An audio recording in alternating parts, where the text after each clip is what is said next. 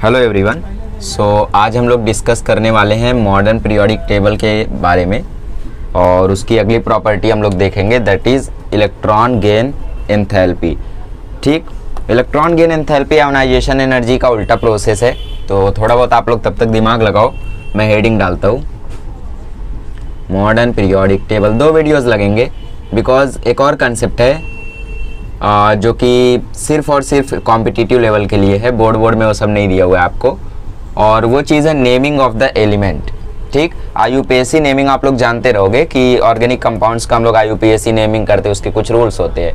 But यहाँ पे हम लोग क्या करेंगे, इन ऑर्गेनिक एलिमेंट्स की, मतलब इन एलिमेंट्स की जो बाद में डिस्कवर होंगे, सपोज किसी का एटॉमिक नंबर 136 से बाद में डिस्कवर हुआ, ठीक, या फिर कोई रेडियो एक्टिव एलिमेंट है जिसका एटॉमिक नंबर 120 है, तो उनका हम लोग नेमिंग कैसे करते हैं, इसके कुछ रूल्स होते हैं। इसके क्वेश्चंस कई आए हैं जेई में, तो इसलिए मैंने सोचा कि इसको भी हम लोग कवर कर ही देते हैं। तो आज सबसे पहले हम लोग नॉमेनक्लेचर पढ़ लेंगे, IUPAC नॉमेनक्लेचर पढ़ लेंगे, और फिर उसके बाद हम लोग इलेक्ट्रॉन एफिनिटी को जानेंगे।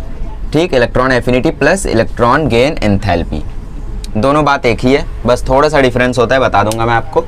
तो नॉमेनक्लेचर का रूल क्या है, देखो सबसे पहले आपको इसमें नाम याद करने होंगे। ठीक है, तो मैं लाइन से आपके लिए नाम लिखता हूँ पहले। ठीक है, सो रूल्स क्या हैं इसके, सबसे पहले आप लोगों को रूल्स याद कर लेने हैं। देखो हम लोग नेमिंग करेंगे कैसे, हम लोग एटॉमिक नंबर में जो डिजिट्स हैं उनको देखेंगे। सपोज डिजिट है 112, तो 1 की जगह जो हमारा यहाँ पे इंडिकेट दिया होगा वो लिखेंगे, 1 की जगह फिर से जो इंडिकेट किया होगा लिखेंगे, 2 की जगह जो इंडिकेट किया होगा वो लिखेंगे, और फिर लास्ट में एक सफिक्स लगा देंगे, दैट इज EM। ये लगा दोगे तो आपको उसका एटॉमिक नंबर मिल जाएगा। या फिर कभी कोई एलिमेंट आपको दे दिया और बोला इसका एटॉमिक नंबर बताओ, और आप पीरियोडिक टेबल में ढूंढते रह जाओगे, यार यार यार मेरे को याद ही नहीं आ रहा है, पता चला ऐसा कोई एलिमेंट था भी नहीं, तो क्या करोगे वहाँ पे, तो आप लोग ये रूल को याद रखे रहोगे तो आंसर तुरंत मार्क कर पाओगे। ठीक है, तो इसके रूल्स लिख लो। अगर 0 दिया है तो वहाँ पे आप डालोगे नील, 1 दिया है तो डालोगे अन, 2 दिया है तो बाय, 3 दिया है तो ट्राई, अब समझ रहे हो आप लोग, 4 दिया है तो क्वैड, है ना, 5 दिया है तो पेंट, 6 दिया है तो हेक्स, 7 दिया है तो हेप्ट, 8 दिया है तो ऑक्ट, 9 दिया है तो नॉन, नहीं 9 दिया है तो एन।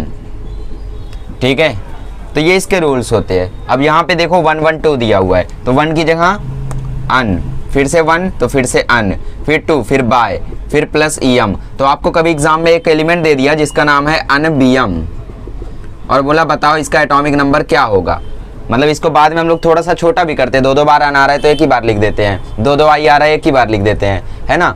तो आप लोगों को देखना होगा, यहाँ पे अन तो आता है पहले नंबर पे, बाय आता है 2 पे, और EM तो सफिक्स है, मतलब अन 2 बार रहेगा, तो 112 हो जाएगा correct.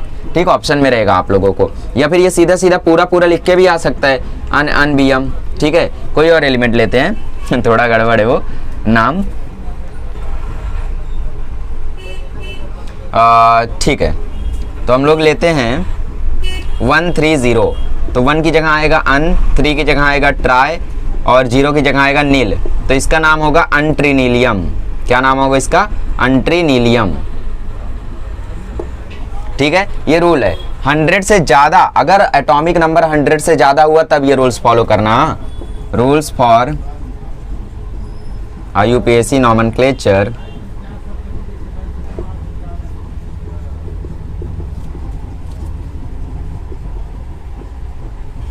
For atomic number more than 100। जब भी एटॉमिक नंबर 100 से ज़्यादा हो तभी आप लोग ये रूल्स फॉलो करेंगे, वरना फॉलो नहीं करेंगे। तो इसके अंदर एटॉमिक नंबर 100 के अंदर कौन कौन से रूल है, अरे भाई सारे एलिमेंट तो हैं 100 के अंदर, उसमें क्या रूल देख रहे हो, है ना। तो उसको तो मॉडर्न पीरियोडिक टेबल से याद ही करना है आपको। तो समझ में आई ये चीज़। जैसे आपको जेई में एक क्वेश्चन आया था, बहुत ही मज़ेदार क्वेश्चन था, सेम ईयर में 2 बार आया था। ठीक, क्वेश्चन ऐसा था कि अनिलीनियम, तो क्वेश्चन आया था अनिलीनियम, बताओ इसका एटॉमिक नंबर कितना होगा। तो सब लोग पीरियोडिक टेबल में ढूंढने लगे, मैं बोला देखो यहाँ पे अन है, अन आता है 1 पे, ठीक, फिर यहाँ पे नील है, नील आता है 0 पे, फिर यहाँ पे एन है, एन आता है 9 पे, तो इसका एटॉमिक नंबर होगा 109, ऑप्शन करेक्ट। ठीक है, फिर उसी साल एक और क्वेश्चन आया, एटॉमिक नंबर ऑफ अनिलुनियम, वाह अनिल्यूनियम, इसका आप लोग बताओ तो थोड़ा। देखो यहाँ पे अन आ रहा है, तो इसका मतलब 1, फिर यहाँ पे नील आ रहा है तो इसका मतलब 0, फिर से अन आ रहा है मतलब 101, ठीक, अनिलुनियम, तो इसका एटॉमिक नंबर होगा 101। सेम क्वेश्चन देखो 3 सितंबर को 6 सितंबर को 2020 में आया, सेम क्वेश्चन। तो ये काफ़ी फेमस क्वेश्चन है, तो इनका आप लोग ध्यान रखना। आज मैं कई सारे आपको PYQs कराने वाला हूँ ताकि थोड़ा सा फील आ जाए कि हाँ यार जेई नीट का भी हम लोग पढ़ रहे हैं, है ना, वरना लग रहा था यार बोर्ड का ही तो पढ़ रहे हैं कब से। नहीं, ऐसा नहीं है। आप लोग अगर मैं बोलता हूँ ना, केमिस्ट्री का आप बुक निकालो और सॉल्व करो लेक्चर देखने के बाद, आपसे हर एक क्वेश्चन बन जाएगा, हर एक क्वेश्चन 95% क्वेश्चन बन जाएगा आपसे, ठीक। अब आप बोलोगे, आप तो बोले हर एक क्वेश्चन, हाँ, क्योंकि कुछ क्वेश्चन आपकी गलती से नहीं बनेंगे। अब ऐसा थोड़ी ना कि मतलब सब कुछ आपसे हो ही जाएगा पहली बार में। आप जब सॉल्यूशन देखोगे तो बोलोगे हाँ यार ये तो इजी था, मुझसे ही नहीं बना। चलो, तो याद हो गया ये रूल। चलो आगे बढ़ते हैं। सो ये आप लोगों का जो लॉ है मैंने लिख दिया यहाँ पे। सबसे पहले आप लोग न्यूमेरिकल रूट्स देखोगे हर एक के लिए, ठीक। एटॉमिक नंबर जैसा जैसा डिजिट लिखा होगा उसके लिए न्यूमेरिकल रूट्स लिखोगे। अब न्यूमेरिकल रूट्स ये हैं, nil, un, bi, tri, quad, pent, hex, hept. एक छोटी सी गलती यहाँ पे गाइस, हेज की जगह एस कर दो, सेप्ट, ठीक है। एक्चुअली मैं थोड़ा सा इसको उस तरीके से याद रखता हूँ जैसे उसमें मीथेन, इथेन, प्रोपेन भी ऐसा है ना, तो उसकी तरीके से मैं इसको याद रखता हूँ, तो इसीलिए थोड़ा सा यहाँ पे हो गया। तो इसको सेप्ट कर लो, अभी याद आया मुझे। तो nil, un, bi, tri, quad, pent, hex, sept, oct, enn, ठीक। अब यहाँ पे आप लोगों को ये कौन है, ये है न्यूमेरिकल रूट्स। ये मोस्टली लैटिन और ग्रीक होते हैं। एटॉमिक नंबर जैसे सीक्वेंस में दिया है वैसे वैसे लिखते जाओ और आपको एलिमेंट का नाम मिल जाएगा। एलिमेंट का नाम मिल गया तो उसके बाद आगे ईएम लगा दो, उसके बाद उसको थोड़ा सा शॉर्ट कर दो, ठीक है। अब ये तो आप लोग जानते ही हो ना, शॉर्ट करना मतलब क्या। जैसे किसी का नाम आ रहा है अन प्लस बाय, चलो ठीक है, अन प्लस नील प्लस बाय और लास्ट में सफिक्स क्या आएगा, आईएम, ईएम, है ना। तो यहाँ पे देखो इसका नाम क्या आ जाएगा, अनिल बीएम। मतलब 2-2 बार एन है, एक ही बार लिखो, 2-2 बार आई है, एक ही बार लिखो। इसको बोलते हैं थोड़ा सा शॉर्ट करना, ठीक है। तो लास्ट में नेम को थोड़ा सा शॉर्ट आप लोगों को कर देना है। अब एक और क्वेश्चन अगर मुझे मिल जाए यहाँ पे, हाँ चलो यहाँ पे दिया हुआ है, symbol for the element with atomic number 119। 119 atomic number के लिए कौन सा सिंबल यूज होगा। आपको ऑप्शन दिया हुआ है यूनी, यून चलो मैं लिख देता हूँ, यूनी, UNH, UUN, UUE, ठीक है। बताओ इसमें से कौन सा सिंबल इसके लिए यूज होगा। तो हम लोग पहले नाम लिखते हैं। 1 पे आएगा अन, फिर से 1 पे आएगा अन, फिर 9 पे आता है ई, डबल एन। तो इसके लिए आपको बस सिंबल्स पूछे हुए, सिंबल्स मतलब बस आपको पहला लेटर पूछा हुआ है, ठीक। तो पहला UUE, तो यहाँ पे UUE करेक्ट हो जाएगा, ऑप्शन डी। UNE क्यों नहीं हुआ, क्योंकि UNE, बाकी डबल एन कहाँ गए। मतलब आपने पहले क्या किया, इसका पहला लेटर लिया, इसका दूसरा लेटर लिया, इसका पहला लेटर लिया, ऐसा नहीं। इसमें सिंबल पूछा है, सिंबल मतलब आपको सबका पहला पहला लेटर आपको बताना है। तो UNH का चांस नहीं था क्योंकि यहाँ पे हेक्स वगैरह कुछ है नहीं। UUN का भी चांस नहीं है क्योंकि UUN, बात वही हो गई। आपको क्या लेना है यहाँ पे, UUE, सिंबल बोला तो पहला पहला लेटर लेके मैच कर देना। ये क्वेश्चन बहुत आ रहे हैं आजकल जेई में, ठीक है। बाकी नीट में भी हो सकता है आपको आए हों, नीट का मैंने देखा नहीं पेपर। सो ये कुछ क्वेश्चन है जो आप लोगों को नॉमेनक्लेचर के ऊपर पूछे गए हैं रिसेंट ईयर्स में, पहले नहीं आते थे, रिसेंट ईयर्स में आपको ये पूछे गए हैं। तो प्लीज़ इन बातों को अच्छे से नोट कर लो, ये चीज़ आपकी टेक्स्ट बुक में नहीं मिलने वाली है, ठीक। क्या रूल्स है, 0 के लिए नील, 1 के लिए अन, 2 के लिए bi, tri, quad, pent, hex, sept, oct, enn, ठीक। जो भी आपको एटॉमिक नंबर दिया होगा उसके नीचे नीचे नीचे नीचे आप ये लेटर्स को इंडिकेट करोगे और लास्ट में जोड़ दोगे ईएम और आपको उसका नाम मिल जाएगा, ठीक है। जैसे कई सारे एलिमेंट्स के आप लोग नाम देखे रहोगे, ड्यूट्रियम है, टाइट्रियम है, तो ये सारे नाम्स कैसे आए हैं, यहीं से आए ना ठीक है। अब सपोज आपको बोल दिया कोई एक एलिमेंट डिस्कवर हुआ जिसका एटॉमिक नंबर है, ठीक है, थोड़ा सा बढ़िया एटॉमिक नंबर ढूंढते हैं।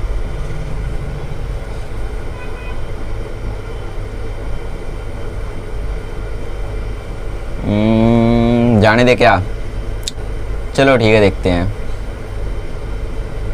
हाँ, एक एलिमेंट डिस्कवर हुआ जिसका एटॉमिक नंबर है 130। तो बताओ तुम इसका क्या नाम रखोगे। तो राजू भीम इसका नाम मत रख देना, खुद के हिसाब से आपको रूल्स देखने होंगे। 1 पे है अन तो अन, ठीक। 3 पे है ट्राई तो प्लस ट्राई, और 0 पे है नील तो इसका क्या नाम रखोगे, अन ट्राई नीलियम, अन ट्राई नीलियम। लास्ट में आपको ईएम भी लगाना है, भूलना मत, है ना। यहाँ पे देखो लिखा हुआ है कि लास्ट में सफिक्स ईयम जोड़ना है, तो आप लोग इसका नाम रखोगे अनट्राइनीलियम। अब कोई भी ऐसा क्वेश्चन आ जाए मे बी आप लोग कर सकते हो, ठीक। तो आप लोग अब अपने हिसाब से खेल सकते हो इससे, मतलब कोई भी एक एटॉमिक नंबर लिख दो, 112, 113, 114, 115 और सबके नाम लिख डालो, ठीक है। कोशिश करते रहो खुद से। चलो, तो आई होप मैंने आपको IUPAC नॉमेनक्लेचर अच्छे से बता दिया। आगे बढ़ते हैं और थोड़े और क्वेश्चंस को हम लोग सॉल्व करते हैं जो प्रीवियस ईयर में आए हुए हैं। तो एक और क्वेश्चन यहाँ पे दिया हुआ है कि Ag का एटॉमिक रेडियस, आयोनिक रेडियस जो भी बोला है, एटॉमिक रेडियस किसके सबसे क्लोजेस्ट है, ठीक है। और आपको ऑप्शन में दिया हुआ है AU, NI, HG और CU। तो याद है मैंने आपको 2 एक्सेप्शन बताए थे। कौन सा? मैंने आपको बताया था कि शाइला वाला, पहले मैंने आपको बताया कि शाइला वाले में नॉर्मल रहता है, और फिर उसके बाद थोड़ा सा एक्सेप्शन आ जाता है कि जो V रहता है वो NB से तो छोटा रहता है, बट जो NB रहता है वो TA के बराबर रहता है। याद है आप लोगों को? फिर मैंने इसी के आगे का बताया था कि जो Ti होता है वो जर्कोनियम से तो छोटा होता है, बट जर्कोनियम इक्वल होता है HF के, हॉफनियम के, है ना। तो वैसा ही हर जगह पे ये ट्रेंड चलते रहता है। एक्सेप्शन सिर्फ एक जगह का नहीं था, वो पूरे ग्रुप का था। क्यों? लेंथेनाइट कॉन्ट्रैक्शन की वजह से। तो अगर हम लोग यहाँ पे बात करें, अगर हम लोग बात करें तो ये वाला पीरियोडिक टेबल में आप लोगों को मैंने याद कराया था। तो ये मैंने पीरियोडिक टेबल में आपको ऑलरेडी याद कराया था, है ना। क्यों आज आऊँ जीनत की सीढ़ी होगी, याद है। तो सेम चीज़ ये भी है, जैसे ये दोनों थे वैसे ये भी है। कॉपर का Ag से तो छोटा होगा, सिल्वर से तो छोटा होगा, बट सिल्वर का Au के, गोल्ड के इक्वल होगा। तो atomic radius of silver is closest to Au, ठीक है। तो ये तरीके के क्वेश्चन थे। अब ये पूरे पीरियोडिक टेबल में ऐसे ही एक्सेप्शन होते हैं, मतलब मैंने एक जगह का आपको लिख के दे दिया, जैसे नोबल गैसेस का मैंने 3 पीरियड का लिखा दिया और मैंने बोला आगे भी वैसे ही होगा। तो वैसे ही जो ये 2 जगह का मैंने लिखा दिया, वैसे ही आगे का भी वैसे ही होता है, ठीक है। ध्यान रखना इन चीज़ों का। तो यहाँ पे भी देखो और भी क्वेश्चन दिए हुए, जैसे एक क्वेश्चन दिया हुआ है कि एक का एटॉमिक नंबर 101 है और दूसरे का 104, तो बताओ ये कहाँ पे आते हैं। तो आप क्या करोगे, 101 जानते हो एक्टिनाइड्स का पार्ट है ना, तो इसको एक्टिनाइड्स में डाल दो। 104 का इलेक्ट्रॉनिक कन्फिग्रेशन कर दो, क्योंकि वो एक्टिनाइड से आगे चला जाता है। तो आप लोग इसको निकाल सकते हो। देखो कितना ईजी सवाल आया था। और एक क्वेश्चन आया है कि group number of valence electron and valency of an element with atomic number 15 is मतलब इससे इजी कुछ आ सकता है। बोला एक का एटॉमिक नंबर 15 है, तुम उसकी वैलेंसी बताओ, ग्रुप नंबर बताओ और वैलेंस इलेक्ट्रॉन बताओ, ठीक है। तो आपको पूछा है group number, number of valence electron और वैलेंसी। तो इसका इलेक्ट्रॉनिक कन्फिग्रेशन बचपन वाला कर दोगे तो भी चल जाएगा। देखो बचपन वाला क्या था, 285 कन्फिग्रेशन कर ही लेते, बच्चों वाले से काम नहीं चलेगा। 1s2, 2s2, 2p6, 2 2 4 6 10, 3s2, 3p3। तो p ब्लॉक का एलिमेंट है तो 12 + 3 करना होगा, तो ये आया 15। तो मतलब 15th ग्रुप का एलिमेंट है, ठीक है। तो ऑप्शन ए करेक्ट हो गया, क्योंकि ऑप्शन सी में बोला है 16th। फिर भी चेक कर लेते वैलेंसी क्या होगी भाई, 5 इलेक्ट्रॉन है तो वैलेंसी 3 होगी, सीधी बात, नो बकवास।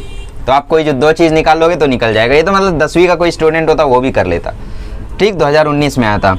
एक और क्वेश्चन है, element Z = 120 is not yet discovered. अगर डिस्कवर हुआ तो इसको कहाँ रखेंगे। याद है मैंने आपको बोला था कि ऐसे क्वेश्चन आते हैं जिसमें आपको एक एटॉमिक नंबर बोल देगा ये एलिमेंट अभी तक डिस्कवर नहीं हुआ, इसको कहाँ रखोगे।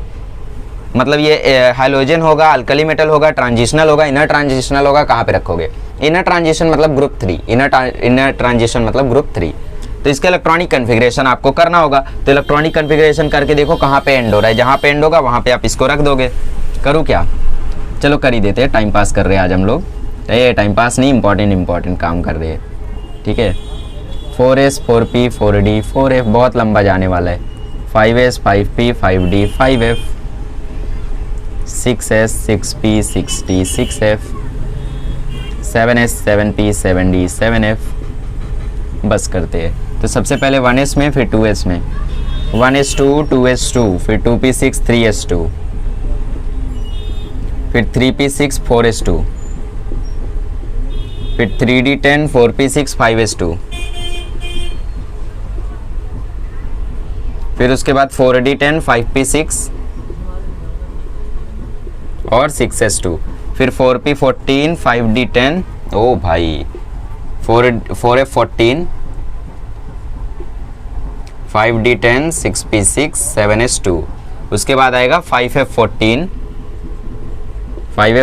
6d10 7p 6। जरा गिनते हैं, 2 2 4 6 10 2 12 6 18 2 20 10 30 6 36 38 48 54 56 70 80 86 88 और फिर ये आ जाएगा 98 104 118 118 तक पहुंच गए, मतलब 2 और एलिमेंट चाहिए, तो मतलब F में आएगा, तो ये आ जाएगा 5F2। तो कहाँ रखेंगे इसको? तो ये अल्कली मेटल होगा, अल्कलीन अर्ध मेटल होगा, या फिर इनर ट्रांजिशन एलिमेंट होगा। तो मैंने आपको बताया है कि ये कौन सा आया, ये F ब्लॉक का एलिमेंट आया, और F ब्लॉक कहाँ रहते हैं? ग्रुप 3 में रहते हैं। और ग्रुप 3 को हम क्या बोलते हैं? Inner transitional element. ये तो मतलब 10वीं के बच्चे को सिखा दो अगर ये वाला इलेक्ट्रॉनिक कॉन्फ़िगरेशन, तो वो भी कर ले जाएगा। तो F ब्लॉक को हम लोग इनर ट्रांजिशनल एलिमेंट हम लोग बोलते हैं, ठीक है, इनर ट्रांजिशन एलिमेंट। तो ये कहाँ पे आएगा? ग्रुप 3 में आएगा, और इसको इनर ट्रांजिशनल एलिमेंट में ही आएगा, ऐसा भी हम लोग बोल सकते हैं। देखो कितना इजी क्वेश्चन था। तो वैसे ही सारे क्वेश्चन सॉल्व करो यार, सारे क्वेश्चन इजी है, कुछ भी इसमें हार्ड नहीं है, ठीक है। मतलब मैं थोड़ा सा आपको बताना चाहता था कि कंटेंट एकदम सही चल रहा है, ठीक है। चलो आगे बढ़ते हैं इसको रफ करके, और अब हम लोग अपना छोटा सा टॉपिक करते हैं, इलेक्ट्रॉन एफिनिटी और इलेक्ट्रॉन गेन एंथैल्पी। ओके, तो अब मेन टॉपिक पर आते हैं हम लोग, बहुत फालतू बातें कर ली। सो हमारा टॉपिक है इलेक्ट्रॉन गेन एंथैल्पी। सो अच्छे से समझते हैं हम लोग इसको, बिकॉज कई सारे लोगों को टॉपिक पढ़ने के बाद एक बहुत ही बेसिक डाउट आता है कि इलेक्ट्रॉन एफिनिटी और इलेक्ट्रॉन गेन एंथैल्पी में फ़र्क क्या है, ठीक है। देखेंगे, देखो कोई भी एटम जो होता है ना, वो हमेशा इलेक्ट्रॉन को अपनी तरफ अट्रैक्ट करना चाहता है। कौन सा एटम? जो एटम को इलेक्ट्रॉन चाहिए हो, ठीक है। तो सपोज यहाँ पे एक एटम है जिसको एक इलेक्ट्रॉन चाहिए, और यहाँ पे एक इलेक्ट्रॉन रखा हुआ है, तो ये क्या करेगा? इस इलेक्ट्रॉन को अपनी तरफ अट्रैक्ट करेगा, और अगर अट्रैक्ट करके ये एटम इलेक्ट्रॉन को अपने पास बुला लेता है, तो ये कुछ ना कुछ एनर्जी भी रिलीज करेगा। जैसे आप हो, आप कई दिन से एक ही चीज़ के लिए हार्डवर्क कर रहे थे, और फाइनली आपको वो चीज़ मिल गई, तो आप खुश हो जाओगे। वैसे ही एटम को भी जब इलेक्ट्रॉन मिल जाता है तो वो भी खुश हो जाता है, और वो अपनी खुशी कैसे जाहिर करता है? एनर्जी रिलीज करके। तो जो अमाउंट ऑफ एनर्जी वो रिलीज करता है इलेक्ट्रॉन को एक्सेप्ट करने के बाद, उसको बोलते हैं इलेक्ट्रॉन गेन एनर्जी। एंथैल्पी या एनर्जी, बात वही है। और इलेक्ट्रॉन एफिनिटी क्या होता है? Electron affinity is the tendency of an atom to attract the electron. Electron affinity मतलब एक एटम की टेंडेंसी इलेक्ट्रॉन को अट्रैक्ट करने की। और ये क्या है? ये अमाउंट ऑफ एनर्जी जो कि रिलीज होती है अगर एक बार इलेक्ट्रॉन अट्रैक्ट होकर शेल में आ जाए तब। तो इलेक्ट्रॉन एफिनिटी और इलेक्ट्रॉन गेन एंथैल्पी दोनों के बीच में डाउट क्लियर होना जरूरी है। इलेक्ट्रॉन एफिनिटी में इलेक्ट्रॉन अट्रैक्ट होगा, इलेक्ट्रॉन गेन एंथैल्पी में जब इलेक्ट्रॉन एक्सेप्ट कर लिया जाएगा तो जो एनर्जी वो रिलीज करेगा वही होगी electron gain enthalpy.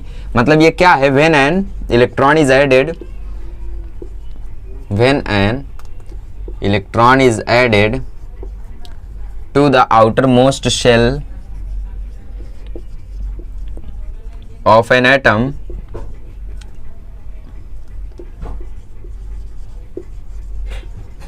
the amount of energy released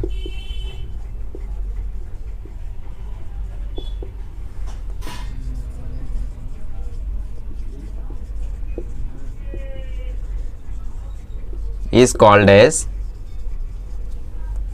electron gain enthalpy. तो जो भी अमाउंट ऑफ एनर्जी रिलीज होती है उसी को हम लोग क्या बोलते हैं? Electron gain enthalpy. या फिर कुछ लोग इसी को इलेक्ट्रॉन एफिनिटी भी बोलते हैं। नहीं, electron affinity is a different thing. Electron affinity क्या होती है? इलेक्ट्रॉन एफिनिटी होती है इलेक्ट्रॉन को अट्रैक्ट करने की टेंडेंसी, ठीक है। वो भी मैं फिलहाल आपको अभी लिख के दे दूंगा। तो ये एनर्जी रिलीज होती है, मतलब ये एक्सोथर्मिक प्रोसेस होता है। तो एक्सोथर्मिक प्रोसेस है, मतलब इसमें ये नेगेटिव, इसका जो चेंज इन हीट है, मतलब जो इसका डेल्टा एच ई जी है, ई जी मतलब इलेक्ट्रॉन गेन एंथैल्पी, इसको हम लोग डेल्टा एच ई जी से रिप्रेजेंट करते हैं, ये नेगेटिव होता है, ठीक है। तो ये था इलेक्ट्रॉन गेन एंथैल्पी। अब इलेक्ट्रॉन एफिनिटी क्या होता है?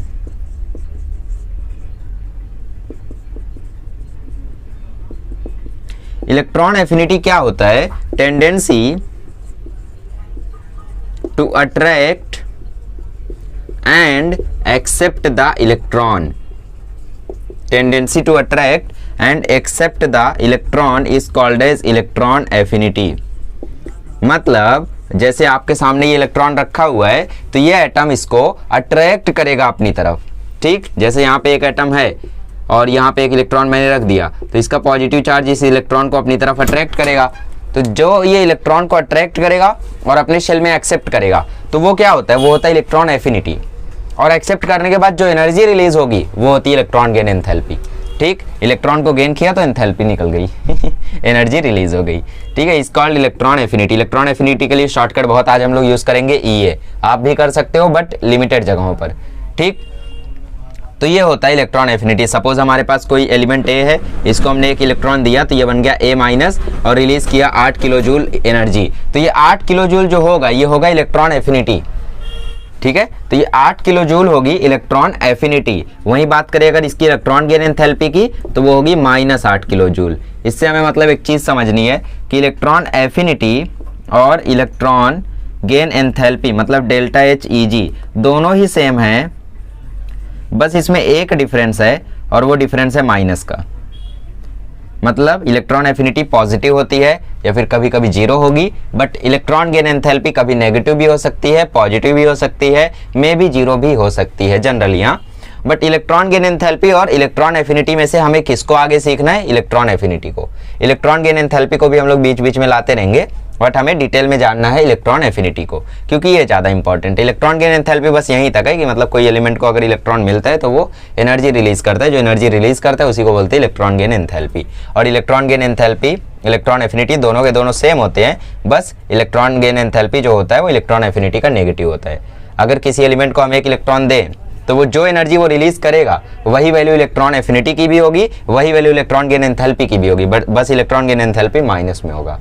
ठीक है, सो ये बेसिक डिफरेंस है। तो अब हम लोग आगे बढ़ते हैं और इलेक्ट्रॉन एफिनिटी को अच्छे से जानते हैं। सो आयोनाइजेशन एनर्जी और इलेक्ट्रॉन एफिनिटी दोनों अपोजिट बातें हैं। आयोनाइजेशन एनर्जी में हमने पढ़ा इलेक्ट्रॉन को निकालने के लिए कितनी एनर्जी लगती है, और इलेक्ट्रॉन एफिनिटी इलेक्ट्रॉन को हम लोग जब ऐड करते हैं तो उसमें कितनी एनर्जी रिलीज होती है। तो उसमें एनर्जी हम लोग देते हैं, इसमें एनर्जी रिलीज होती है।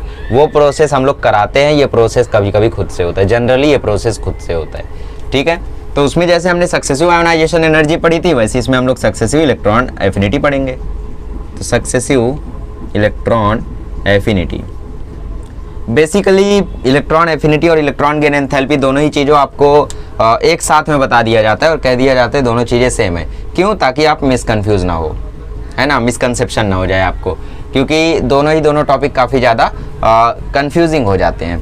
तो आप लोग ऐसा समझ सकते हो कि दोनों चीज़ें सेम है, बस इतना याद रखना कि डेल्टा एच जो होता है वो इलेक्ट्रॉन एफिनिटी का नेगेटिव होता है। ठीक है, हालांकि सेम भी है, बस वही एक डिफरेंस है जो मैंने बताया। ओके, तो ये सक्सेसिव इलेक्ट्रॉन एफिनिटी, सपोज हमारे पास कोई एलिमेंट ए है, इसको हमने एक इलेक्ट्रॉन दिया, हाँ इसने एनर्जी रिलीज की तो ये बनेगा पॉजिटिव, है ना। एनर्जी रिलीज होती है तो एक्सोथर्मिक प्रोसेस, तो वो रहेगा पॉजिटिव। तो इलेक्ट्रॉन एफिनिटी जो पहली होती है वो जनरली पॉजिटिव होती है, जनरली पॉजिटिव होती है, क्योंकि कई सारे इलेक्ट्रॉन खुद से इलेक्ट्रॉन को कई सारे एलिमेंट खुद से इलेक्ट्रॉन को लेना चाहते हैं। जैसे क्लोरीन बेस्ट एग्जांपल है, क्लोरीन इलेक्ट्रॉन को लेना चाहता है, फ्लोरीन इलेक्ट्रॉन को लेना चाहता है, तो इन सब की जो इलेक्ट्रॉन एफिनिटी होगी वो पॉजिटिव होती है। हाँ, कुछ नहीं लेना चाहते, जैसे हम लोगों का हो गया सोडियम, हीलियम, नियन, इन लोग इलेक्ट्रॉन नहीं लेना चाहते तो इन लोग का 0 होता है इलेक्ट्रॉन एफिनिटी। अब A- में आप और एक इलेक्ट्रॉन देना चाहो तो अब की बार जो EA2 होगा, इलेक्ट्रॉन एफिनिटी 2 होगा, ये ऑलवेज मतलब हमेशा के लिए ये नेगेटिव ही होगा, ऑलवेज नेगेटिव, क्योंकि कोई भी एलिमेंट एक इलेक्ट्रॉन लेने के बाद एक और इलेक्ट्रॉन नहीं लेगा किसी भी हाल में, तो हमें खुद से एनर्जी देनी होगी, we have to give energy. और जब हम खुद से एनर्जी देंगे तो वो एनर्जी एंडोथर्मिक प्रोसेस हो जाएगा, हम खुद एनर्जी देंगे तो वो एंडोथर्मिक प्रोसेस हो जाएगा, तो वो नेगेटिव हो जाती है, we have to give energy. और पहले वाले में क्या होता है, एनर्जी रिलीज होता है। दोनों के बीच का ये बेसिक डिफरेंस है। अब सपोज A2- में मैं और एक इलेक्ट्रॉन डाल दूं, अब क्या होगा, अब ये A3- हो जाएगा, तो इसको बोलेंगे इलेक्ट्रॉन एफिनिटी 3rd। और ये तो नेगेटिव रहेगा यार, दूसरा वाला नेगेटिव है तो ये भी तो नेगेटिव रहेगा। और यहाँ पे हमें और एनर्जी देनी होगी, क्योंकि कोई भी एलिमेंट 2 इलेक्ट्रॉन लेने के बाद और इलेक्ट्रॉन नहीं लेना चाहेगा। जैसे आयोनाइजेशन एनर्जी वाला होता कि पहली बार इलेक्ट्रॉन निकाल लिया ठीक है, बट बार बार आप नहीं निकाल सकते, तो और एनर्जी देनी पड़ती थी। तो यहाँ पे पहली बार तो खुद से इलेक्ट्रॉन ले लेगा, बट बाकी टाइम आपको खुद से देना होगा। ठीक है, जैसे मतलब किसी को आप खाना खिला रहे हो, 3 रोटी खिला दिया, हाँ उसने खुद से खा लिया, बट अगली 3 रोटी आपको खिलानी पड़ेगी, इतना आसानी से वो नहीं खाएगा, और अगली 3 रोटी तो और भारी। तो वैसे ही ये भी होता है, ऑलवेज नेगेटिव होते हैं, दूसरा और तीसरा ये जनरली पॉजिटिव होता है, कभी कभी 0 भी हो जाता है। अच्छा, अगर मैं आपसे सवाल पूछूं कि EA1 को और EA2 को अगर मैं ऐड करूं तो क्या मुझे आंसर पॉजिटिव मिलेगा, नेगेटिव मिलेगा या जीरो मिलेगा, या फिर डिपेंड करेगा अलग अलग एलिमेंट्स पे, बताओ कैसा मिलेगा। तो याद रखो जो ये नेगेटिव वैल्यू होती है ये पॉजिटिव वैल्यू से कहीं ज़्यादा होती है। अगर ये पॉजिटिव वैल्यू 8 है तो ये नेगेटिव वैल्यू -20 होगी, मतलब 20 होगी। तो दोनों को अगर माइनस करोगे आप तो -12 आएगा। तो हमेशा हमेशा अगर दो सक्सेसिव इलेक्ट्रॉन एफिनिटी को आप जोड़ोगे, चाहे वो पहला तीसरा जोड़ो, चाहे पहला दूसरा जोड़ो, चाहे दूसरा तीसरा जोड़ो, हमेशा हमेशा आंसर आपको नेगेटिव ही मिलेगा, ठीक, लेस देन 0। तो इलेक्ट्रॉन गेन एंथैल्पी क्या मिलेगा? इलेक्ट्रॉन गेन एंथैल्पी मैंने कहा इसका उल्टा होता है, तो electron gain enthalpy first, electron gain enthalpy second, इसका उल्टा मिलेगा, पॉजिटिव मिल जाएगा, ठीक है। यही बेसिक डिफरेंस है इनके बीच में। तो पहली बार इलेक्ट्रॉन देना इजी होता है, वो खुद से एक्सेप्ट कर लेता है तो वो पॉजिटिव, दूसरी बार हार्ड होता है तो नेगेटिव, तीसरी बार बहुत हार्ड होता है तो ज़्यादा नेगेटिव, ठीक है। किसी भी दो सक्सेसिव इलेक्ट्रॉन एफिनिटी को आप जोड़ोगे तो हमेशा आंसर नेगेटिव आएगा, ध्यान रखना। आगे बढ़ते हैं हम लोग। तो आई होप अब आप लोगों को इलेक्ट्रॉन एफिनिटी का डेफिनेशन समझ में आ गया होगा। तो अब हम लोग आगे बढ़ते हैं और इनका ट्रेंड वगैरह देखते हैं। सबसे पहले factors on which electron affinity depends.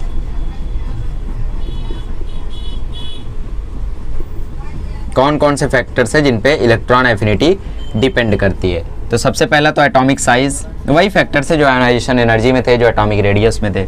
Atomic radius में नहीं जो आयोनाइजेशन एनर्जी में थे वही इसमें भी है। पहला एटॉमिक साइज।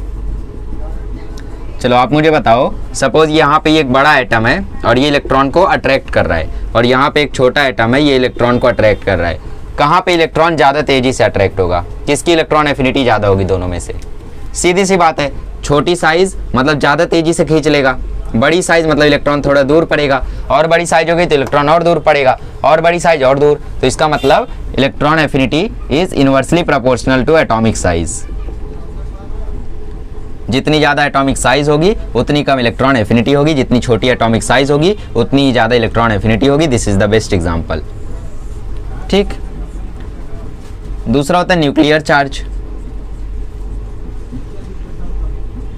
सपोज यहाँ पे हमारे पास 4 प्रोटॉन है, यहाँ पे 1 इलेक्ट्रॉन, यहाँ पे हमारे पास 6 प्रोटॉन है, यहाँ पे 1 इलेक्ट्रॉन। बताओ कौन आसानी से खींच लेगा इस इलेक्ट्रॉन को? ये भी खींच रहा है, ये भी खींच रहा है। तो आप लोग सीधा सीधा देख रहे हो कि 6 प्रोटॉन 1 इलेक्ट्रॉन को ज़्यादा तेजी से खींच लेंगे एज कम्पेयर टू 4 प्रोटॉन और 1 इलेक्ट्रॉन। तो इसका मतलब electron affinity is directly proportional to nuclear charge, ठीक। तीसरा आता है स्टेबल इलेक्ट्रॉनिक कन्फिग्रेशन, मतलब इलेक्ट्रॉनिक कन्फिग्रेशन फैक्टर है। अगर इलेक्ट्रॉनिक कन्फिग्रेशन स्टेबल रहा, स्टेबल मतलब अब तो आ ही जाना चाहिए स्टेबल इलेक्ट्रॉनिक कन्फिग्रेशन का मतलब क्या होता है। अगर स्टेबल रहा, स्टेबल बोले तो या तो हाफ फील्ड या तो फुल फील्ड। तो अगर हाफ फील्ड या फुल फील्ड रहा तो उसमें से इलेक्ट्रॉन डालना या निकालना दोनों हार्ड होता है। सपोज एक स्टेबल इलेक्ट्रॉनिक कन्फिग्रेशन है, 3 इलेक्ट्रॉन भरे हुए, सपोज 2p3 की बात कर लो या 2p6 की बात कर लो। तो यहाँ पे ऑलरेडी 3 इलेक्ट्रॉन है, मतलब ये हाफ फील्ड है, और 6 इलेक्ट्रॉन है, ये फुल फील्ड है। p में 6 इलेक्ट्रॉन होते हैं, ठीक है। हाफ फील्ड मतलब आधा इलेक्ट्रॉन भरा रहेगा, जैसे p में 6 रहता है 3 है। फुल फील्ड मतलब 6 के 6 इलेक्ट्रॉन भरे रहेंगे। तो ऐसे हालात में क्या होता है, स्टेबिलिटी होता है इलेक्ट्रॉनिक कन्फिग्रेशन में। और अगर इलेक्ट्रॉनिक कन्फिग्रेशन स्टेबल है तो वो ना तो और इलेक्ट्रॉन आने देगा, ना तो अपना इलेक्ट्रॉन जाने देगा इतना आसानी से। तो ऐसे केसेस में जो इलेक्ट्रॉन एफिनिटी होती है वो टेंड होती है 0 की तरफ। टेंडिंग टू 0 मतलब वेरी क्लोज टू 0। जैसे अगर हम लोग इसका एग्जांपल लें तो जैसे आपकी लाइफ एकदम बैलेंस्ड है, आप 2 घंटा गेम भी खेल लेते हो, आप 4 घंटा पढ़ाई भी कर लेते हो, आप कोचिंग की भी क्लास अटेंड कर लेते हो, आप कॉलेज की भी क्लास अटेंड कर लेते हो। तो अगर मैं अब आपको बोल दूं कि तुम 4 घंटा गेमिंग करो या एक और गेम इंस्टॉल कर लो या इस गेम को डिलीट कर दो, तुम कुछ नहीं करना चाहोगे, क्योंकि तुम्हारी लाइफ में सब कुछ बैलेंस चल रहा है। सपोज तुम्हारी लाइफ में सब कुछ डिसबैलेंस होता, क्लासेस का लेक्चर नहीं हो पा रहा है, गेमिंग नहीं कर पा रहे हो, पढ़ाई नहीं कर पा रहे हो, कुछ नहीं कर पा रहे हो, तो तुम कुछ ना कुछ करते, या तो गेमिंग छोड़ देते या तो क्लासेस छोड़ देते, कुछ करते। बट अभी तुम्हारा सब स्टेबल चल रहा है, तो अभी तुम ना तो एक्स्ट्रा चीज लोगे ना ही कुछ दोगे। अगर मैं बोलूँ तुम क्लासेस का लेक्चर मत अटेंड करो, बोलोगे क्यों, मेरा सब कुछ तो बैलेंस है। तो वैसे यहाँ पर अगर इसको बोले बेटा तुम 1 इलेक्ट्रॉन ले लो, तो ये नहीं लेगा, क्योंकि इसका सब कुछ ऑलरेडी बैलेंस है और ये तो फुलफिल्ड है, इसको जरूरत ही नहीं है, रखो तुम अपना इलेक्ट्रॉन। तो ऐसे केसेस में 0 ही हो जाती है इलेक्ट्रॉन एफिनिटी, और ऐसे केसेस में बहुत कम। So in these cases electron affinity is very less और 0, या तो 0 हो जाएगी या तो बहुत कम हो जाएगी, ठीक है। तीनों फैक्टर अच्छे से समझ में आ गए। तो इसी के बेसिस पे अब आप लोगों को आगे क्वेश्चन वगैरह करने रहेंगे। चलिए करते हैं एक दो। So let's first of all check it out the trend of electron affinity. ठीक है, थोड़ा सा angle, trend in electron affinity. Electron affinity में सेम ट्रेंड होता है जैसा आयोनाइजेशन एनर्जी में होता है, और इलेक्ट्रोनेगेटिविटी में सेम ट्रेंड होगा जैसा इलेक्ट्रॉन एफिनिटी और आयोनाइजेशन एनर्जी में होता है। सबका ट्रेंड सेम रहेगा। ठीक है, तो आप किसी एक का याद कर लो, सब याद हो जाएंगे। ओके, तो ट्रेंड क्या है? अक्रॉस अ पीरियड, मतलब लेफ्ट टू राइट जाते समय। सपोज यहाँ से यहाँ हम लोग जा रहे हैं, तो हम जानते हैं यहाँ से यहाँ जाते समय न्यूक्लियर चार्ज बढ़ेगा, तो सीधी सी बात है इलेक्ट्रॉन एफिनिटी बढ़ेगी। मतलब हाइड्रोजन हीलियम, हीलियम की बहुत ज़्यादा, फिर लिथियम, बेरिलियम, फिर यहाँ पे boron, carbon, nitrogen, oxygen, fluorine, neon. ठीक, ऐसे इलेक्ट्रॉन एफिनिटी आगे जाते जाते बढ़ती जाती है। और नीचे जाते समय हम लोग जानते हैं कि न्यूक्लियर चार्ज कम होता है और एटॉमिक साइज बढ़ता है। खैर एटॉमिक साइज यहाँ पे मेन फैक्टर है। एटॉमिक साइज नीचे जाते जाते बढ़ता है, और एटॉमिक साइज अगर बढ़ रहा है तो इलेक्ट्रॉन एफिनिटी डिक्रीज होगी, क्योंकि दोनों इन्वर्सली प्रोपोर्शनल है ना। तो ये डाउन द पीरियड हमने देख लिया और ये across the period, sorry down the group हमने देख लिया और across the period, top to bottom. ठीक है, नीचे जाते समय एटॉमिक साइज बढ़ेगी तो इलेक्ट्रॉन एफिनिटी घटेगी, आगे जाते समय न्यूक्लियर चार्ज बढ़ेगा तो इलेक्ट्रॉन एफिनिटी भी बढ़ेगी। ये होता है ट्रेंड इलेक्ट्रॉन एफिनिटी का। तो अगर इसी के बेसिस पे मैं आपसे क्वेश्चंस पूछूं, जैसे मैं आपको बोल दूं कि चलो ठीक है इसको रफ करते फिर बोलता हूँ। चलिए, सो एक्सेप्शंस वगैरह हम लोग देखते हैं। सो सबसे पहले आप मुझे बताइए कि lithium, beryllium, boron, carbon, nitrogen, oxygen, fluorine और नियन में इलेक्ट्रॉन एफिनिटी का ऑर्डर क्या होगा? ठीक, ध्यान से बताइए। हाँ, मुझे पता है आगे जाते समय इलेक्ट्रॉन एफिनिटी बढ़ती है, तो आप बोलोगे नियन की सबसे ज़्यादा, फिर फ्लोरीन की, फिर ऑक्सीजन, फिर नाइट्रोजन, फिर कार्बन, फिर बोरॉन, फिर बेरिलियम, फिर लिथियम। पर आपको पता है सेंस नाम की भी कोई चीज़ होती है, तो नियन में तो कोई सेंस ही नहीं इलेक्ट्रॉन एफिनिटी सबसे ज़्यादा होने का। वो तो भाई नोबल गैस है, वो तो इलेक्ट्रॉन लेना ही नहीं चाहेगा, उसकी इलेक्ट्रॉन एफिनिटी तो जीरो के पास होगी, तो वो तो सबसे आगे आ ही नहीं सकता है। सबसे पहली बात तो आप अपने हिसाब से इलेक्ट्रॉनिक कॉन्फ़िगरेशन वगैरह करो, सोचो कि क्या ऑर्डर होगा, उसके बाद मैं बताता हूँ। ठीक है, सो ये ऑर्डर था हमारी थ्योरी के हिसाब से, और एक्चुअल ऑर्डर क्या है, रियल ऑर्डर क्या है, एक्सपेरिमेंटल ऑर्डर क्या है, वो मैं आपको अभी बताता हूँ। ठीक है, चलो सोचो, सोचते रहो, खुद की बुक में लिखो एक बार, क्योंकि अगर आप खुद से इसका असली ऑर्डर बता ले जाओगे ना तो आपको रटना नहीं पड़ेगा। लोग क्या है, लोग रोते हैं कि यार मॉडर्न पीरियोडिक टेबल में इतने, ये चैप्टर हार्ड है ही नहीं, ये चैप्टर में कुछ है ही नहीं, कुछ नहीं है इस चैप्टर में। चाहे तुम पीवाईक्यू उठा के देख लो, चाहे तुम कुछ भी उठा के देख लो, बोर्ड वाला स्टूडेंट इसको हर एक क्वेश्चन करके दिखा देगा, जेईई मेंस का हो या नीट का हो, कुछ नहीं है ये चैप्टर में। लेकिन फिर भी जो एक्सेप्शन थोड़े से याद करने पड़ते हैं, उसकी वजह से कुछ लोग को लगता है यार ये चैप्टर एकदम हार्ड है। सबसे हार्ड यही चैप्टर है। टीचर भी जब एक्सेप्शन का एग्जाम्पल देंगे तो पीरियोडिक टेबल का एग्जाम्पल देंगे, तो ऐसा नहीं करना है आपको। एक बार अच्छे से खुद से बनाओ, सोचो, लॉजिक लगाओ। आखिर एक्सेप्शन में भी तो लॉजिक है कि एक्चुअल ऑर्डर ऐसे ही आ गया, नहीं, एक्सपेरिमेंट जब आया तो उसके पीछे लॉजिकल रीजनिंग दी गई है, हर चीज़ का लॉजिक होता है। चलो देखते हैं, इसका 3 है तो 1:2, 2:1, इसका 2:2, इसका 2p1, इसका 2p2, इसका 2p3, इसका 2p4, इसका 2p5, इसका 2p6। तो भाई ये तो फुलफिल्ड है। नियन तो सबसे कम रहेगा यार, भेजो नियन को पीछे। ठीक है, सो नियन सबसे पहले आ गया, फिर आएगा नाइट्रोजन। क्यों? क्योंकि नाइट्रोजन का देखो हाफ फील्ड है, तो ये तो खुश है ना, उसके बाद तो इसी को आना है। फिर देखो बेरिलियम, ये भी खुश है, ये आ गया। अब कौन आएगा? बेरिलियम के बाद बोरॉन कंटिन्यू होगा। अब लिथियम के पास देखो एक इलेक्ट्रॉन है लास्ट वाले में, वो चाहता है एक इलेक्ट्रॉन वो दे दे, और ऊपर से उसका साइज भी छोटा है, तो साइज छोटा है तो इलेक्ट्रॉन एफिनिटी ज़्यादा रहेगा। याद है, इन्वर्सली प्रोपोर्शनल। इसका साइज बड़ा है तो इसका थोड़ा कम रहेगा, इसका थोड़ा कम रहेगा बोरॉन का, इसलिए वो पीछे। तो बेरिलियम के आगे चला जाएगा लिथियम, फिर आगे चला जाएगा कार्बन, फिर नॉर्मल ट्रेंड फॉलो हो जाएगा, कार्बन, ऑक्सीजन, फ्लोरीन। तो ये था हमारा असली ऑर्डर। ये असली ऑर्डर को आपको हाईलाइट कर लेना है, ब्लैक पेन से लिख लेना है, रेड पेन से लिख लिया है तो ब्लैक पेन या रेड पेन से इसको हाईलाइट कर दो। शॉर्ट नोट बनाओ तो इसको ज़रूर लिखो। फिलहाल नियन का सबसे कम होगा क्योंकि वो नोबल गैस है, वो रिएक्ट भी नहीं होना चाहता, कुछ नहीं होना चाहता, वो इलेक्ट्रॉन को अट्रैक्ट करेगा ही नहीं, सबसे कम होगा उसका। नाइट्रोजन का उसके बाद क्योंकि हाफ फील्ड है, बेरिलियम का उसके बाद क्योंकि वो भी फुल फील्ड है और उसकी साइज भी छोटी है। फिर आएगा बोरॉन। लिथियम क्यों नहीं आया? क्योंकि अच्छा, ये बोरॉन और लिथियम वाले केस में अगर किसी को डाउट है तो देखो, बोरॉन की साइज क्या है? लिथियम से ज़्यादा है। ज़्यादा है? अरे ऐसा जाते तो साइज कम होती है ना, तो बोरॉन की साइज लिथियम से कम है और साइज कम, इलेक्ट्रॉन एफिनिटी ज़्यादा, इसीलिए बोरॉन पीछे है लिथियम से। ठीक, तो सबसे पहले नियन, फिर नाइट्रोजन, फिर बेरिलियम, फिर बोरॉन, फिर लिथियम, फिर नॉर्मल ट्रेंड कॉफ। ठीक, तो इसकी ट्रिक व्रिक बना के आप लोग रट्टा कर लेना इसको। ठीक है, चलो अगला एक्सेप्शन देखते हैं। ये पहला एक्सेप्शन था, इलेक्ट्रॉनिक कॉन्फ़िगरेशन की वजह से ये आता है। चलिए अगला एक्सेप्शन देखते हैं जो कि ग्रुप 17 में है, और ये है क्या? अच्छा, ग्रुप 17 में देखो तो सबसे ऊपर फ्लोरीन, फिर क्लोरीन, फिर ब्रोमीन, फिर आयोडीन और बाकी सारे रेडियो एक्टिव को छोड़ दो साइड में, इन चारों पे ध्यान दो। ठीक है, तो हमें पता है नीचे जाते समय इलेक्ट्रॉन एफिनिटी घटती है, मतलब फ्लोरीन की नीचे जाते समय इलेक्ट्रॉन एफिनिटी घटती है। अगर घटती है तो इसका मतलब फ्लोरीन की सबसे ज़्यादा, फिर क्लोरीन की, फिर ब्रोमीन की, फिर आयोडीन की। सही भी है ना? क्या बोलते हो, सही है ना? क्या लगता है, सोचो। एक्चुअली ये गलत है।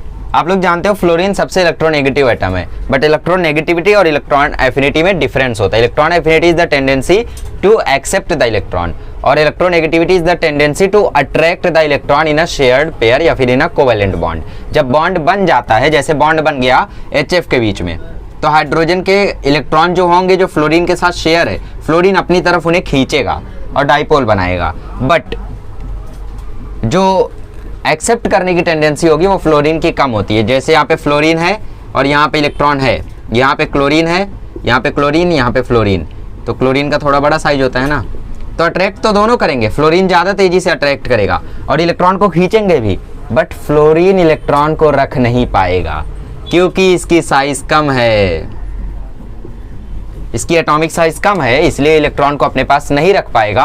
बट क्लोरीन की साइज ज़्यादा है तो इलेक्ट्रॉन को आसानी से अपने पास रख पाएगा। फ्लोरीन को टाइम लगेगा, जगह बनाना पड़ेगा और साइज भी कम है, इसकी वजह से रिपल्शन भी होगा इलेक्ट्रॉन्स में, बट इसकी साइज बड़ी है, कोई रिपल्शन नहीं होगा, पूरी जगह है, तो इसलिए क्लोरीन आगे आ जाता है, फ्लोरीन पीछे चला जाता है और बाकी ऑर्डर ऐसा ही रहता है। और इससे ये प्रूफ हो गया कि chlorine has highest electron affinity, highest electron affinity का खिताब दे दिया गया यहाँ पे क्लोरीन को।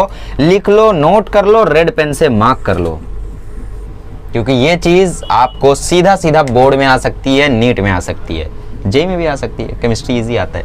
ठीक, सो क्यों हुआ ऐसा? क्योंकि फ्लोरीन की साइज कम थी, वो इलेक्ट्रॉन को खींच तो लेता बट अपने पास रख नहीं पाता। क्लोरीन की साइज बड़ी थी, वो इलेक्ट्रॉन को खींचता भी, अपनी तरफ रखता भी, इसीलिए यहाँ पे क्लोरीन सबसे आगे आ गया, फिर फ्लोरीन उसके पीछे, bromine, iodine same order follow हो गया।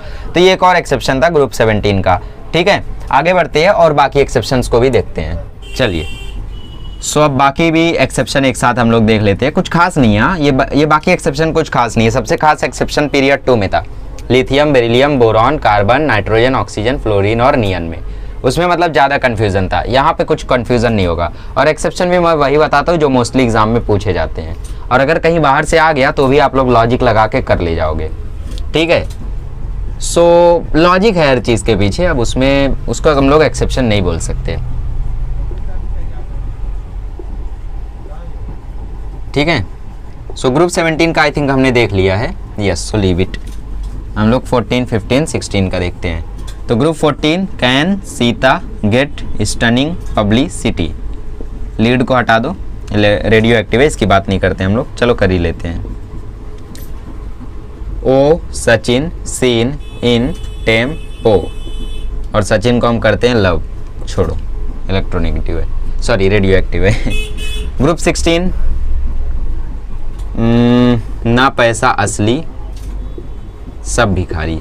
ओ वाह, चलो सो ये हो गया हमारा ग्रुप 14, 15, 16। अब नॉर्मली आपको लगेगा कि नीचे जाते समय इलेक्ट्रॉन एफिनिटी घटती है, तो ऐसा घटनी चाहिए, यहाँ पे भी घटनी चाहिए, यहाँ पे भी घटनी चाहिए, बट ऐसा नहीं होता है। हर एक ग्रुप में एक ही डिफरेंस है, मतलब हर एक ग्रुप में एक ही ट्रेंड फॉलो हुआ है। जो कार्बन है वो सिलिकॉन के नीचे आ जाएगा, ऑक्सीजन यहाँ पे सबसे नीचे चला जाएगा। एक मिनट, कंफ्यूज नहीं, कार्बन जो है वो सिलिकॉन के नीचे चला आएगा, सिलिकॉन सबसे आगे आ जाएगा। इसका ऑर्डर आएगा silicon greater than carbon greater than germanium, ठीक, ऐसा ऑर्डर ये आ जाएगा। और ये हो गया हमारा ऑर्डर। यहाँ पे भी सेम होगा, फॉस्फोरस ऊपर चला जाएगा, नाइट्रोजन नीचे आ जाएगा। तो फॉस्फोरस, नाइट्रोजन, असली, सब भिखारी, ठीक है। तो ये हो गया ग्रुप 15 का एक्सेप्शन, ठीक है। क्या होता है, फॉस्फोरस ऊपर, नाइट्रोजन नीचे, ग्रुप 15। अरे भाई साहब, मैंने 15 का एलिमेंट 16 में लिख दिया, 16 का एलिमेंट 15 में लिख लिया। वाह, इतने तेजस्वी लोग हैं हमारे पास, ठीक है। 16 का देखते हैं क्या होगा, इसका थोड़ा सा अलग होता है, ट्रिक याद कर लो। सासी टीपू, पू क्यों, क्योंकि एक और हो रहता है यहाँ पे, ठीक है। ऑक्सीजन सबसे नीचे चला जाता है, in fact oxygen has lowest electron affinity, lowest electron affinity, oxygen has lowest electron affinity, ठीक, oxygen has lowest electron affinity. ये हो गया। तो इसका ट्रिक क्या है, सबसे पहले सासी टीपू रट लो। तो सबसे पहले यहाँ पे सल्फर, फिर सेलेनियम, फिर तेलोनियम, फिर पोलोनियम, फिर ऑक्सीजन, ऐसा रहता है ये। अब ये हुआ क्यों, देखो ऑक्सीजन की जो इलेक्ट्रॉन एफिनिटी है ना वो सबसे कम होती है। इसका जरा आप लोग अगर एटॉमिक नंबर देखो तो इसका एटॉमिक नंबर होता है 8, 1s2, 2s2, 2p4। तो अगर ये एक और इलेक्ट्रॉन लेगा तो ये बैलेंस नहीं होगा। हालांकि अगर ये एक इलेक्ट्रॉन लूज कर दे तो ये बैलेंस हो जाएगा, क्योंकि 2p4 है। तो ये इलेक्ट्रॉन लूज करने की ओर ध्यान देता है, ना कि इलेक्ट्रॉन लेने की ओर। तो इलेक्ट्रॉन को कभी एक्सेप्ट नहीं करता है। अब लास्ट में देखो सब कुछ एक्सपेरिमेंटल है, बट लॉजिक समझ सकते हो। तो इसलिए ऑक्सीजन सबसे नीचे चला जाता है, ठीक है। सल्फर फिर ऊपर चला जाएगा, सल्फर ऊपर चला जाएगा, ऑक्सीजन गया तो हाँ, फिर सेलेनियम सल्फर की जगह ले लेगा, फिर तेलेनियम सेलेनियम की जगह ले लेगा, फिर पोलोनियम तेलेनियम की जगह ले लेगा। That's it. रटना भी क्या है इसमें, ऑक्सीजन को सबसे नीचे कर दो, लिख दो, ऑक्सीजन को सबसे नीचे कर दो, लिख दो। ये देखो, अब बाकी सब में हमने क्या किया, एक एक प्लेस चेंज किया। नाइट्रोजन को फॉस्फोरस के नीचे, फॉस्फोरस को नाइट्रोजन के नीचे लिख दिया। यहाँ पे कार्बन को सिलिकॉन के नीचे, सिलिकॉन को कार्बन के ऊपर लिख दिया। यहाँ पे ऑक्सीजन को सबसे नीचे भेज दो, लिख दो, ठीक। ये होता है ऑर्डर। अब जरा मैं आपसे एक क्वेश्चन पूछता हूँ, ठीक है, पहले इसको लिख लो, फिर मैं आपसे क्वेश्चन पूछता हूँ। चलिए, तो अगर मैं आपको बोलूँ कि arrange in order of electron affinity, last question है, और फिर इसके बाद लेक्चर खत्म हो जाएगा। जल्दी लेक्चर खत्म हो गया, एक्चुअली लेट खत्म हुआ, बिकॉज मैं चाहता तो इलेक्ट्रॉन एफिनिटी इलेक्ट्रोनेगेटिविटी साथ में ले लेता, बट क्योंकि एक नॉमेनक्लेचर वाला पार्ट था, बहुत इंपॉर्टेंट है, अच्छे से नोट कर लेना, सबसे पहले जो मैंने बताया था, और एक ये वाला पार्ट था। तो मैंने बोला अगर तीनों को कंबाइन कर दूंगा तो ये डिफिकल्ट हो जाएगा, फिर nomenclature, electronegativity, electron affinity, electron gain enthalpy, चारों में आपकी हालत ख़राब हो जाती। तो इसलिए मैंने सोचा हम लोग एक पार्ट करते IUPAC नॉमेनक्लेचर और फिर इलेक्ट्रॉन एफिनिटी देख लेंगे। तो इसलिए एक और वीडियो बनाना पड़ा। अब अगले वीडियो में ख़त्म कर देंगे, क्या दिक्कत है। चलो, इसके 5 मिनट बाद ही बनाएंगे। Arrange in order of electron affinity. तो क्वेश्चन है ऑक्सीजन, सल्फर, क्लोरीन, आयोडीन। चलो अरेंज करो। तो यहाँ पे दिक्कत ये है कि ऑक्सीजन और सल्फर ग्रुप 16 के हैं और क्लोरीन आयोडीन ग्रुप 17 के हैं। अब क्या करें, ठीक है, देखते हैं। हम लोग जानते हैं ऑक्सीजन की तो सबसे कम होती है, तो सल्फर ऑक्सीजन से ज़्यादा, यहाँ पे क्लोरीन की सबसे ज़्यादा होती है, तो क्लोरीन आयोडीन से ज़्यादा। बट इन चारों में क्या होगा, ऑक्सीजन की सबसे कम होती है तो ऑक्सीजन तो पीछे रहेगा, बट बाकी ये तीनों में कौन जीतेगा। क्लोरीन की सबसे ज़्यादा होती है, ठीक है, क्लोरीन भी आगे रहेगा, बट यहाँ पे दोनों में, इन दोनों की जगह पे कौन आएगा, पहले सल्फर आएगा या आयोडीन आएगा, सल्फर या आयोडीन, सल्फर या आयोडीन, कौन आएगा इन दोनों के बीच में। समझ रहे हो क्वेश्चन मैंने क्या पूछा, मैंने पूछा चारों को इलेक्ट्रॉन एफिनिटी के ऑर्डर में अरेंज करो। 2 आए हैं ग्रुप 16 से, 2 आए हैं ग्रुप 17 से।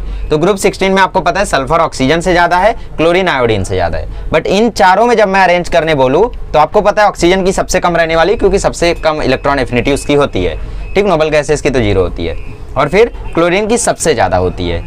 तो इसको आपने आगे रखा और ऑक्सीजन को सबसे पीछे रखा, क्योंकि क्लोरीन की सबसे ज़्यादा होती है, तो उसके आगे तो कोई रह नहीं सकता, फ्लोरीन भी नहीं रह सकता। फिर बीच में दोनों की जगह पे कौन आएगा, सल्फर कहाँ आएगा, आयोडीन कहाँ आएगा, इसमें डाउट है। तो एक चीज़ याद रखो, electron affinity of group 17 is always greater than electron affinity of group 16। अब लीजेंड लोग आंसर भी लिख लिए होंगे इतना देख के, अब लीजेंड लोग तो आंसर लिख लिए होंगे, लेकिन कुछ नूब लोग अभी भी नहीं लिख पाए होंगे। चलेगा, आप लिख दो, आप लिख दो। हमेशा याद रखो electron affinity of group 17 is always always always greater than electron affinity of group 16, क्योंकि यही फेमस क्वेश्चन है जो आपको एग्जाम में आ सकते हैं। तो बताओ यहाँ पे आयोडीन आएगा या सल्फर आएगा? यार अभी भी सल्फर बोल रहे हो, आयोडीन आएगा ना, आयोडीन ग्रुप 17 का है और यहाँ पे सल्फर आएगा। तो कोई भी एलिमेंट आपको 6 उठा के दे दे, आप लोग अरेंज करने समझ लेना। सबसे पहले उनको ग्रुप वाइज अरेंज कर लेना कि इसमें सबसे ज़्यादा कौन, इसमें सबसे ज़्यादा कौन, फिर ग्रुप 17 को आगे, ग्रुप 16 को पीछे रख देना, आंसर आ जाएगा। ठीक, तो ये इतनी बातें थी हमारी IUPAC नॉमेनक्लेचर, इलेक्ट्रॉन एफिनिटी और इलेक्ट्रॉन गेन एंथैल्पी के बारे में। आई होप आपके सारे कंसेप्ट आज क्लियर हो गए होंगे। अब एक और लेक्चर होगा, उसके बाद आप लोग इसके जितने ज़्यादा क्वेश्चन हो सके उतने क्वेश्चन सॉल्व करना, और ये चैप्टर भूलो ना, इसके लिए इसका अच्छा खासा रिविजन आपको डेली करना होगा, वरना चैप्टर फिर कुछ दिन में भूल जाओगे जिसका कोई मतलब नहीं होने वाला है फिर पढ़ के, है ना, और मेरा पढ़ा के। तो डेली आप लोग रिवीजन भी करते रहे, रिवीजन बहुत इंपॉर्टेंट है। देखते देखते हमारा 8वां चैप्टर अब शुरू होने वाला है केमिस्ट्री में, कहाँ हम पहला चैप्टर अभी पढ़ा रहे थे। तो सोचो सिलेबस कितनी तेज भागा, सिलेबस नहीं भागा, आप ढीले पड़ गए। ठीक, तो अच्छे से पढ़ते रहिए और मेरे साथ ही सिलेबस खत्म करिए। वैसे भी मैं डेली 2 ही वीडियोस डाल रहा हूँ, या 1 से 2 वीडियोस, या कभी कभी 0। तो मेरे साथ सिलेबस खत्म करेंगे, अच्छा रहेगा, फिर रिवीजन को अच्छा खासा टाइम मिल जाएगा। बाकी टाइम आप क्वेश्चन सॉल्विंग पे डिनोट कर देंगे, है ना, डिवोट कर देंगे। चलिए फिर मिलते हैं अगले लेक्चर में। Thank you so much.